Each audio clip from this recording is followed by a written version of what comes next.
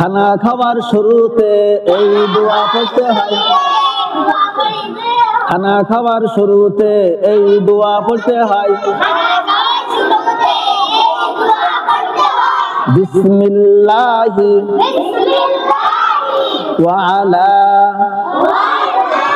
বারাকাতিল্লাহ। খানা খাওয়ার শুরুতে এই দোয়া পড়তে হয়। বিসমিল্লাহি ওয়া আলা বারাকাতিল্লাহ। খানা খাওয়ার শুরুতে